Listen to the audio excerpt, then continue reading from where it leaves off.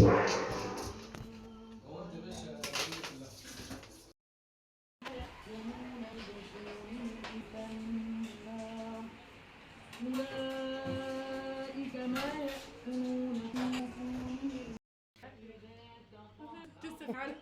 اعرف لسه فاك عليه صح.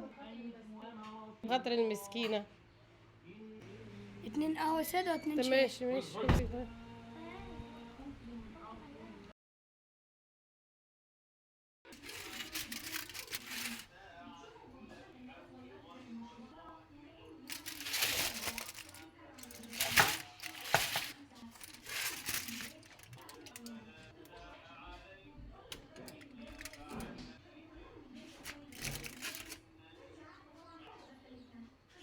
السلام عليكم يا حبايب قلبي. فيديو النهارده مختلف ومليان تفاصيل من اول لحظه في التحضير لحد استقبال الضيوف. قضيت اليوم كله في المطبخ اجهز للعزومه وارتب كل حاجه قبل ما الكل يوصل. عملت اكلات مميزه منها الكفته والجلاش وحبيت اشارككم كل التفاصيل خطوه بخطوه. شوفوا معايا يوم كامل من التجهيزات والترتيب واستقبال الضيوف وردود افعالهم على الاكل. يا رب الفيديو يعجبكم وما تنسوش تدعموني بلايك وتشتركوا في القناه وتفعلوا الجرس علشان يوصلكم كل جديد. طبعا يا بنات كان عندي ضيف جاي بايت عندي فحطيت له فطار على السريع تمام. وقلت مش هصوره معاكم كده هو جاهز وبعد كده ندخل الفيديو لان الفيديو بتاعنا النهارده طويل. في وصفات كتير هنعملها مع بعض تمام. العزومه بتاعت النهارده عباره عن مين؟ جوزي كان قال لي عيني لحمه من اللي بتاعت العيد لان هنعزم مستشار، ده كان زميله مستشار قانوني وكمان دكتور روحاني. هقول لكم قصه الدكتور روحاني في الفيديو مع بعض واحنا شغالين. وكمان عمام جوزي كانوا جايين النهارده واختي وولادها تمام. فكان النهارده كنت عاينه كيسين كبار من اللحمه. كنت مكيساهم حوالي يا بنات كان كل كيس حوالي 2 كيلو ونص، يعني كنت عامله 5 كيلو لحمه ضاني تمام. طبعا عامله كفته وحاجات وجلاش جنبهم. طبعا انا شوحتها، بحب اشوح الضاني بالبهارات بتاعتي اللي هي سبوبه بنات، فلفل ابيض طبعا وفلفل اسمر وعندي الحبهان وطحن الحبهان وورق لورا مع بعض بحطهم، وبحط صحيح منهم بحط طماطم وبصل يا بنات وليمونات والبهارات الصحيه بتاعتك وبشوحهم كويس او بعد ما ياخدوا تشويحه حلو. بقى بنزل عليهم الماء المغلي، اهم حاجه الماء المغلي على اللحمه يا بنات عشان ما تليفش معاكي تمام. طبعا عارفه ان انتوا بتحبوني وهتعذروني تمام. طبعا ما كنتش ناوية انزل الفيديو ليه بقى يا اياد، علشان صراحة بعد ما صورت الفيديو الصراحة الجو حر عندي في المطبخ وكنت لابسة بنص كم، وللاسف كنت فاكرة ان هصور من غير ما ايديا تظهر فايديا ظهرت فعملت ايموشن فاعذروني وسامحوني. طبعا هنا هنعمل خضار مشكل مع بعض. حطيت حتة دهنة ضاني كده ساحت وبعد كده نزلت بصلة شوحتها ونزلت الخضار عبارة عن فاصوليا خضراء وبسلة وجزر وبطاطس وشوحتهم وحطيت معلقة توم والبهارات الموجودة وحطيت بعد كده طماطم ضربها في الخلاط ومصفياها. هديها بس عبال ما الطماطم تنشف وبعد كده انزل عليها بالشوربه الضاني. صراحه اكلنا كله النهارده بالشوربه الضاني. الشوربه الضاني مخليه يا بنات الاكل في حته تانية وطعمه في حته تانية خالص تمام. وصلت لحد هنا كلكم في التعليقات تنزلوا تصلوا على النبي عليه افضل الصلاه والسلام. بصوا انا منزله الفيديو ده مش عارفه اقول لكم، مش عارفه اعمل ايه بس اعذروني. هنا برضو حطيت حته لحمه ضاني كده ونزلت باللحمه المفرومه بتاعتي والبصل، اهم حاجه البصل يكون كتير، وكمان نزلت بجزر مبشور وفلفل متقطع الوان يا بنات وشوحت اللحمه كويس. وهنزل بالبهارات اي بهارات بقى، ما بقولكيش البهارات الموجوده عندك الفلفل الاسمر والسبع بهارات. وبعد كده لما بتتشوح كويس بنزل عليها بكوبشتين من الشوربه الضاني تستوي فيها لحد ما خالص تستوي كويس وبعد كده بركنها على جنب. تعالوا اوريكم بقى ده الطرب اللي انا خزنته في الفريزر من العيد.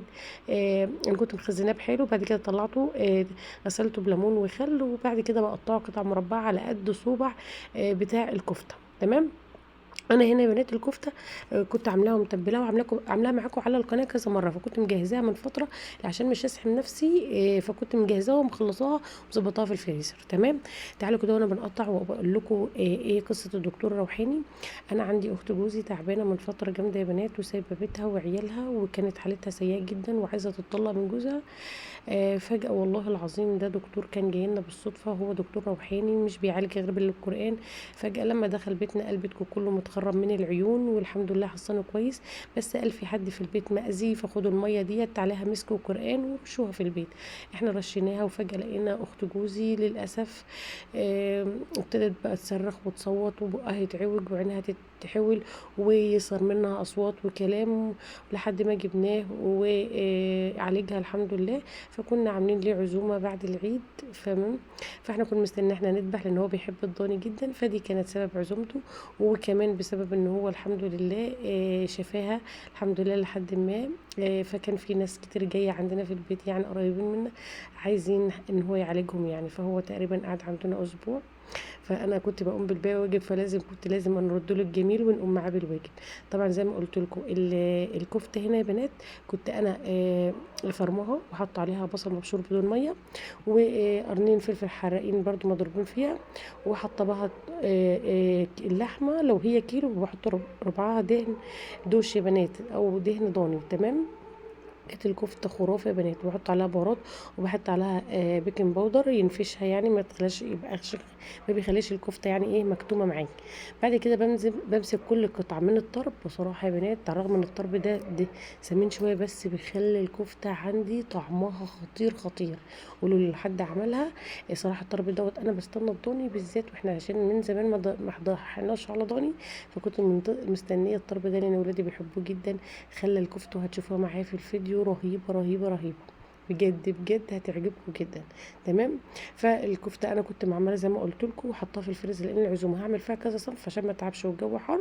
اقسم بالله وانا شغاله التكييف فصل، قصدي الشفاط فصل من درجه الحراره. تمام.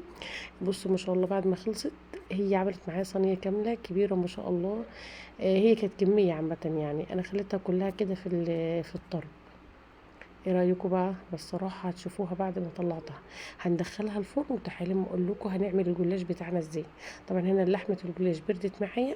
هنجيب الصينيه وهندهنها سمنه يا بنات. اهم حاجه كنت جايبه لفتين جلاش كنت جايباهم على العيد، وقلت هنعملهم بقى ان شاء الله باذن الله في العزومه دي، لان العزومه كان فيها اختي جايه وعيالها وعمام جوز الاتنين زي ما قلت لكم، فكنت لازم اعمل بقى عزومه شرف. وكنا بقى فرصه بقى وعندنا لحمه العيد وكده.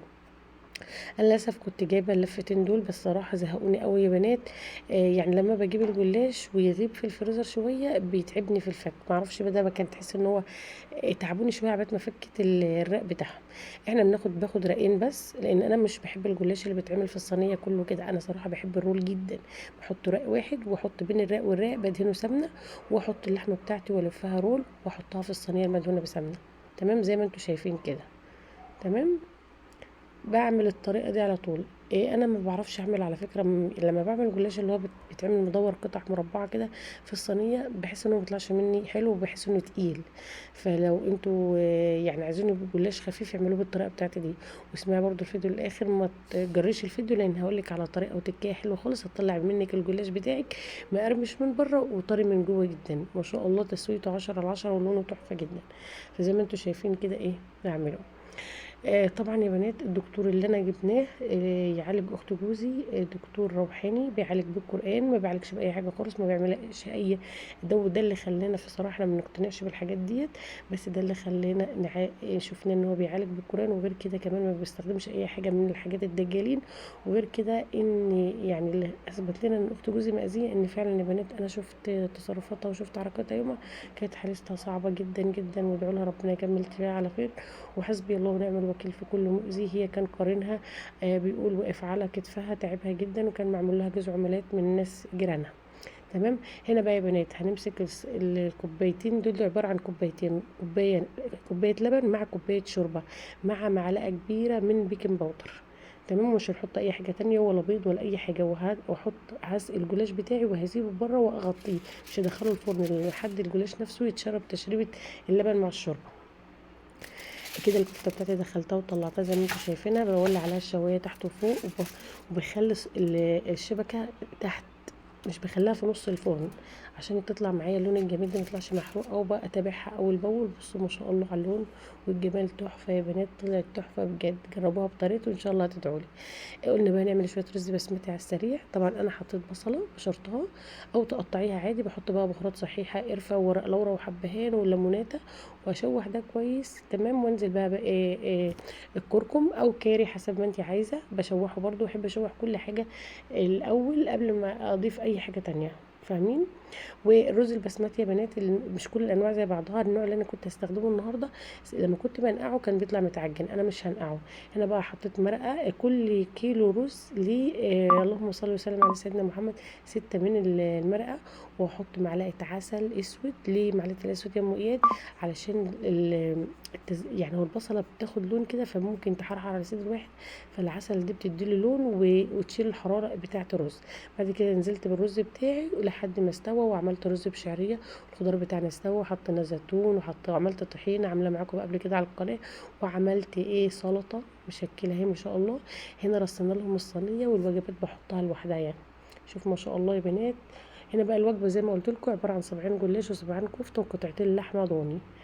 تمام. دول كان حوالي ادي 6 او 7 كانوا قاعدين في السفرة عملنا لهم كده. طبعا جوزي ما شاء الله الله يبارك له كان عند حد صاحبه في الجنينة فاداله العنب ده. كان كل اللي يدخل فاكر ان العنب ده الاخضر ده بلاستيك من كتر جماله ولمعته يا بنات. تحس انه مش متخرمن، وكان تحفة جدا وخلصوه على طول. كنت هنا بقى عملت لهم طبق اقسم بالله خلصوه وطلبوا غيره كمان. هم قاعدين فين هم جم اكلوا في الشقه، بس لينا هنا اوضه استراحه بره بحمام كنت صورتها معاكم قبل كده. هم بيطلعوا اي حد غريب بيقعد فيها يا بنات، ما بيقعدش معايا في الشقه، هو بيدخلوا بس ياكلوا ويخرجوا تاني. وده اخر فيديونا، والسلام عليكم ورحمه الله وبركاته.